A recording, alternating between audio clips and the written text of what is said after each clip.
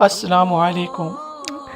Video سے start سے پہلے ایک ریکویسٹ ہے کہ آپ کائنڈلی ویڈیو کو لائک اور کمنٹ ضرور کر دیا کریں تاکہ مزید لوگوں تک یہ ویڈیو پہنچے، اور درود شریف ایک مرتبہ درود شریف ضرور پڑھ لیجیے۔ جزاک اللہ خیر۔ 19ویں صدی میں ساری دنیا میں اسلامی سلطنت کا شیرازہ بکھر گیا اور یورپ اپنی علمی قوت کی وجہ سے ناقابل تسخیر بنتا چلا گیا۔ ایک نسل علم کے لیے کھپی۔ نیوٹن جو اس کا سائنس کا نبی کہا جاتا ہے، نیوٹن وہ اپنی چارپائی پر ایسے سیدھا پڑا رہتا تھا، کروٹ بدلے بغیر 18 گھنٹے ایسے پڑا۔ میرے ابھی آپریشن میں اس ٹانگ کو ہلانا نہیں تھا تو میں عاجز ہو گیا تھا۔ چند گھنٹے کے بعد میں کہوں سے کوئی حرکت دو، میں عاجز آ گیا۔ وہ میری ٹانگ پکڑ کے بیٹھے رہے کہ نہیں ہلنے نہیں دینا، ہلنے نہیں دینا۔ اور نیوٹن 18 گھنٹے ایسے بے حس و حرکت ایسے پڑا، پھر ایک دم اٹھتا تھا، سامنے میز، کرسی، قلم، کاغذ، تو تیزی میں کرسی پر بیٹھنے کی بجائے میز کے اوپر ایسے جھک جاتا تھا اور قلم اٹھا کے ایسے لکھنا شروع کرتا، اور یہ 12 گھنٹے ایسے لکھتا جاتا تھا، 12 گھنٹے۔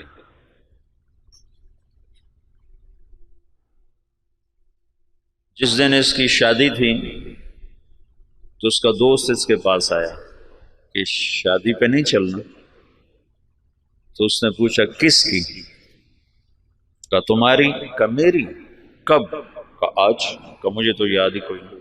آئنسٹائن نے بیوی سے کہا کھانا لاؤ، اور خود پڑھنے بیٹھ گیا۔ تو وہ آئی، جب یہ ہیوسٹن میں تھا، ہیوسٹن میں ہی مرا، 1955 میں مرا، تو اس نے کہا میں کھانا رکھ کے جا رہی ہوں۔ انہوں نے کہا ٹھیک ہے۔ اس نے میز پہ ایسے کھانا رکھ دیا، انہوں نے کہا ٹھیک ہے۔ تو اس نے ایسے اٹھا کے کھانا شروع کر دیا اور پڑھنا شروع کر دیا۔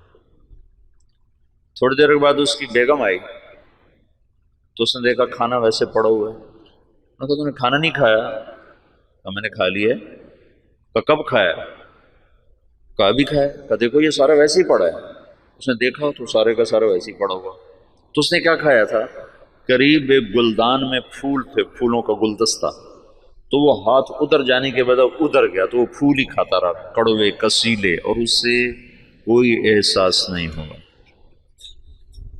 تو کتاب کھول چکا تھا۔ اس طرح اللہ نے ان کو علم دیا، اور مسلمان یقیناً زوال کا شکار تھے، بڑھاپا تھا، تو جو